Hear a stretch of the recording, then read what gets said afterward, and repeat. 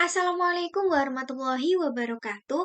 Saya Amanda Oktaviolani dengan NIM 21108010089 dari kelas C Prodi Ekonomi Syariah Fakultas Ekonomi dan Bisnis Islam UIN Sunan Kalijaga akan menyampaikan artikel yang berjudul Bahasa Asing Mengglobal, Bahasa Indonesia Ditinggalkan, guna memenuhi tugas akhir semester Bahasa Indonesia yang diampu oleh Bu Dr. Ani Ditya Sri Nugraheni SPD MPD.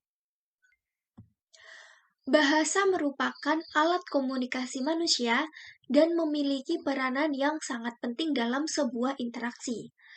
Seperti halnya kita sebagai bangsa Indonesia yang berkomunikasi menggunakan bahasa Indonesia yang disebut dengan bahasa nasional. Selain berperan sebagai bahasa nasional, bahasa Indonesia juga memiliki pengaruh yang lebih luas, yakni sebagai ketahanan bangsa dan alat pemersatu bangsa. Jika bahasa Indonesia menjadi bahasa persatuan dan bahasa nasional, bahasa asing juga memiliki peranan yang penting, yaitu sebagai alat perhubungan antar negara, alat pemanfaatan ilmu pengetahuan dan teknologi modern untuk pembangunan nasional.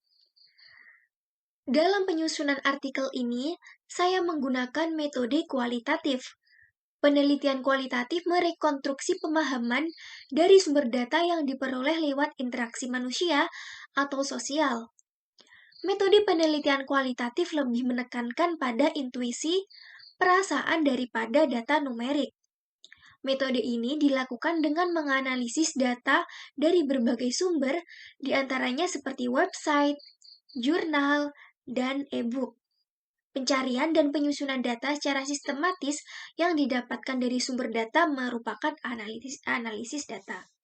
Berdasarkan hasil pembahasan jurnal, e-book, dan artikel lainnya yang telah dibaca, maka telah dipaparkan deskripsi umum tentang pengaruh bahasa asing yang semakin mengglobal sehingga eksistensi bahasa Indonesia ditinggalkan.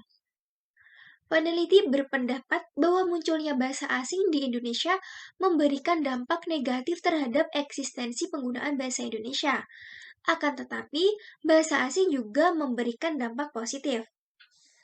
Hasil pembahasan dari jurnal yang dibaca memaparkan bahwa bahasa asing semakin hari semakin berkembang di Indonesia, khususnya di kalangan remaja. Secara tidak disadari, bahasa asing yang setiap hari diterapkan oleh sebagian masyarakat Indonesia berasal dari kebiasaan mereka dalam menggunakan sosial media atau game. Seperti contohnya kata screenshot, drive-thru, ghosting, dan sebagainya.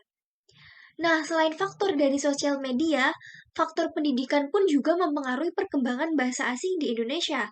Karena mau tidak mau di sekolah maupun perguruan tinggi pasti akan dipertemukan dengan bahasa asing. Selain itu, mereka juga dituntut untuk mempunyai dan menguasai bahasa asing. Karena dengan mempelajari bahasa asing dapat menambah wawasan berbahasa. Selain itu, dengan berbahasa asing dapat memiliki dampak positif lainnya. Di antaranya, meningkatkan daya ingat atau memori, memperluas cara pandang, berpikir secara rasional, memudahkan untuk mendapatkan pekerjaan, dan sebagainya. Namun, seiring maraknya penggunaan bahasa asing di era globalisasi ini, semakin melemahkan kedudukan dan peran bahasa Indonesia saat ini. Padahal menjaga eksistensi bahasa Indonesia ini sangatlah penting dalam aspek kehidupan sehari-hari. Kesimpulan dari penyusunan artikel ini, bahasa Indonesia merupakan bahasa nasionalisme atau juga yang disebut bahasa pemersatu bangsa. Sedangkan bahasa asing merupakan alat penghubung antar negara. Seiring dengan munculnya bahasa asing dalam kehidupan masyarakat maupun kalangan remaja, banyak sekali pengaruh yang ditimbulkan oleh bahasa asing terhadap perkembangan bahasa Indonesia. Pengaruh tersebut menimbulkan dampak positif dan juga menimbulkan dampak negatif.